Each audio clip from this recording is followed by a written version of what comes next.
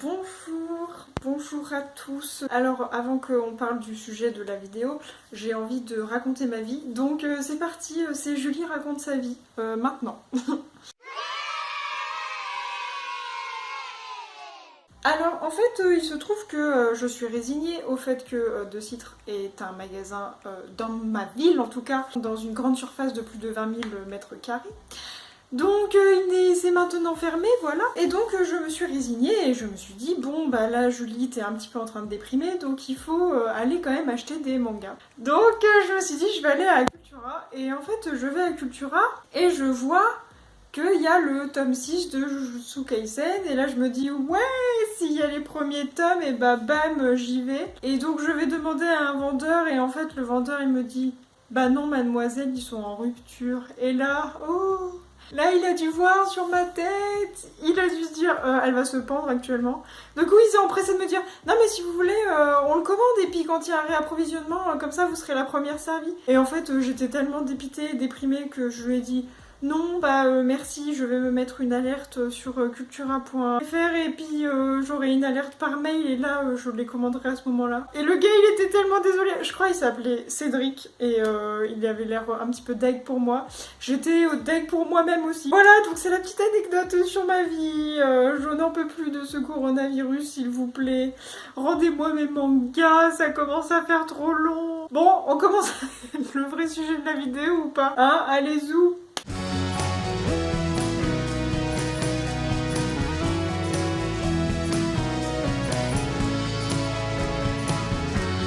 Bon alors j'ai sorti mon t-shirt spécial Sojo, voilà, ceux qui savent c'est Kyo, voilà, de Fruit Basket. Dans cette vidéo nous allons parler des clichés dans les Sojo. Alors les clichés, c'est-à-dire les codes en fait, si vous voulez, qu'on retrouve quasiment dans tous les Sojo en fait. Donc j'ai hâte parce que j'adore en fait quand je les vois. Alors des fois ils sont un peu chiants, mais des fois en fait je suis trop bleu.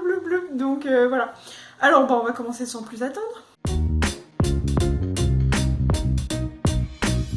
Le premier cliché, c'est que les personnages des mangas sont frileux, mais genre comme pas possible. C'est-à-dire que quand il se met à pleuvoir, bah on dirait que c'est la fin du monde, que genre ils vont tous mourir d'une pneumonie ou de je sais pas quoi, et qu'il leur faut du coup l'accessoire type du personnage de manga qui est le parapluie. Donc en fait un bon personnage de Sojo n'a jamais son parapluie parce que du coup bah il est là, j'ai pas de parapluie, et puis tout le monde est là, oh mon dieu il n'a pas de parapluie. Enfin la situation est hyper bizarre. Mais en fait, c'est souvent à ce moment-là qu'il se passe un petit quelque chose. Souvent, c'est soit la fille, soit le garçon qui n'a pas de parapluie, mais donc l'autre en a un, et donc ils sont là. Est-ce que je peux m'abriter? Enfin, c'est plutôt l'autre qui dit bon bah abrite-toi, tu me saoules, là tu vas être malade. Et il y a un petit rapprochement. Donc voilà, à chaque fois qu'il y a de la pluie, on peut être certain qu'il y a un rapprochement. Mais découle aussi de cette pluie un deuxième cliché. Ce cliché, c'est bien évidemment la fièvre. Alors, nous, quand on a de la fièvre, déjà on n'en fait pas tout un fromage, hein. Genre t'as de la fièvre, bah ok, balèque en fait, va crever, va prendre un thé, va t'allonger, et puis viens pas nous parler quoi. Eux, la fièvre, c'est presque une religion en fait. Si vous voulez, il y a tout le temps cause-effet. Cause, pluie, effet, donc conséquence, fièvre, voilà. Donc 100% il y a ce cliché, et tout le temps, il y a ce côté, oh, bah il est resté chez lui, oh, et souvent, bah soit il est tout seul chez lui parce que ses parents ils sont inexistants, soit bah il est orphelin donc il a pas de parents, mais donc il est tout le temps tout seul.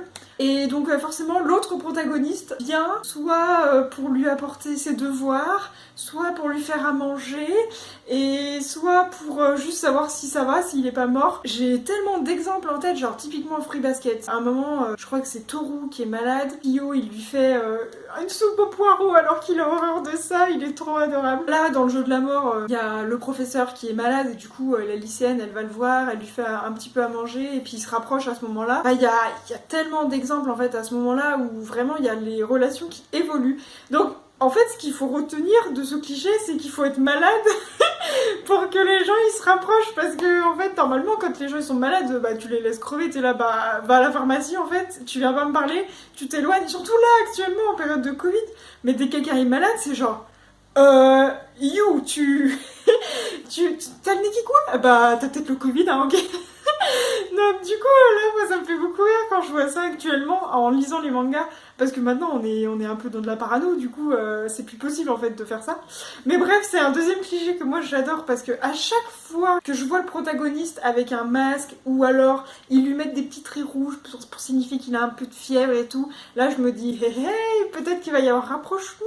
Et des fois, quand il n'y a pas rapprochement, parce que ça peut arriver quand même, en fait l'absence du personnage fait que du coup l'autre, bah il se rend compte que ah bah je le vois plus. Ah mais je suis un peu triste, voilà, ça c'est chouette aussi, enfin c'est deux salles, deux ambiances, mais moi j'aime bien les deux.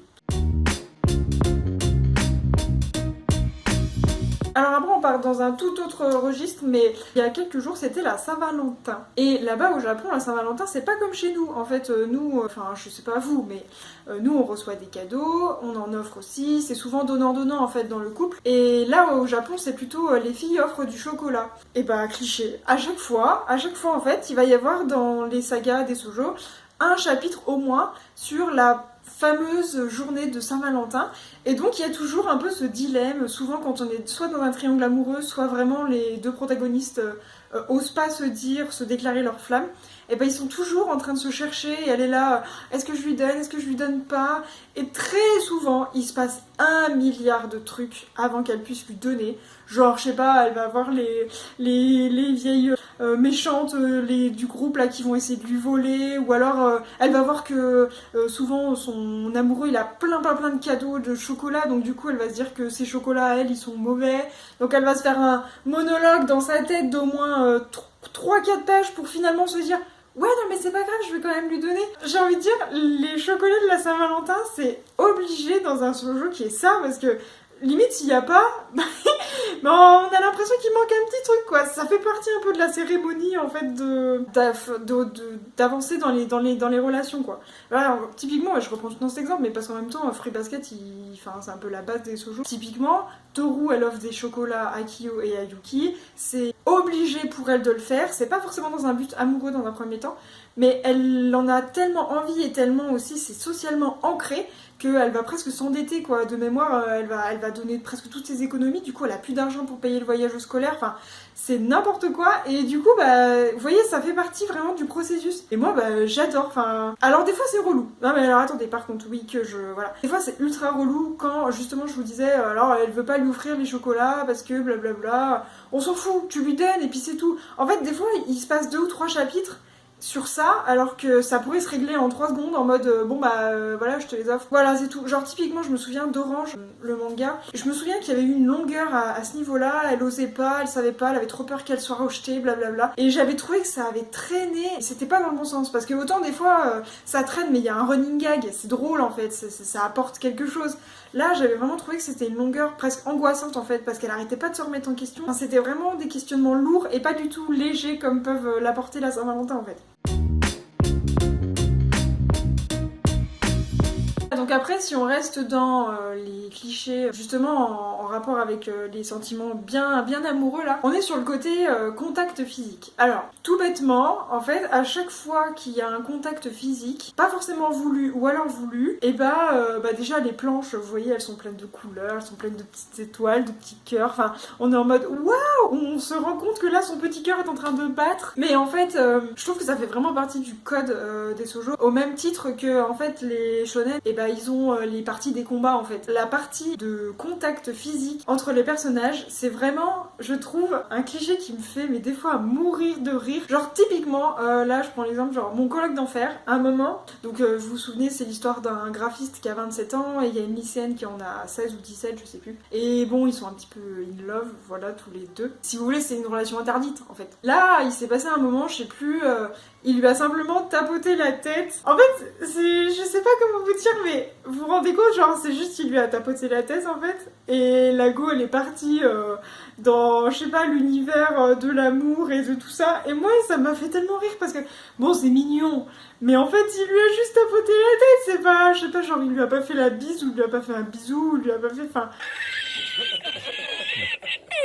Et moi ça me fait trop rire parce que ça revient mais genre beaucoup de fois ce simple contact des fois ah bah forcément ils font tomber un truc ou alors elle est en train de débarrasser puis ils se touchent comme ça alors oh mon dieu contact ah tu apparais devant moi en fait c'est comme si avant qu'ils se touchent bah genre ils n'existent pas en fait entre eux du coup je trouve que c'est trop un cliché qui est intéressant parce que bah, c'est sojo il y a ce code là et on en a besoin pour que l'histoire avance parce que sinon bah ça reste un peu plat quoi. Alors il y a certains romans qui font ça des fois vous savez c'est genre ils s'échangent un regard ou vraiment ils sont proches les uns des autres et du coup c'est dans ce moment là qu'il y a dans les romans l'émotion forte qui sort mais là vraiment dans les mangas des fois il suffit d'un rien genre vraiment je vous dis tapoter la tête ça suffit, l'autre elle est partie.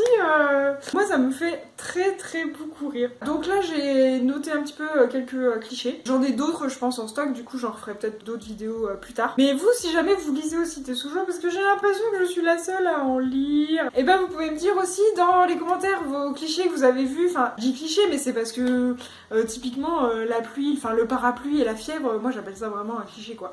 Après la Saint-Valentin c'est plutôt ancré dans les mœurs. Et les contacts physiques, bah c'est un code du genre quoi. Mais bon, je l'ai tout répertorié dans les clichés, ça va très bien, comme ça c'est clair. Voilà, donc bah si vous avez des clichés à me partager, je suis preneuse. Et sinon, et bah, je vous souhaite un bon début de nuit, une bonne fin de journée. On se dit à très bientôt dans une prochaine vidéo. Allez, sur ce, ciao, bye bye, salut!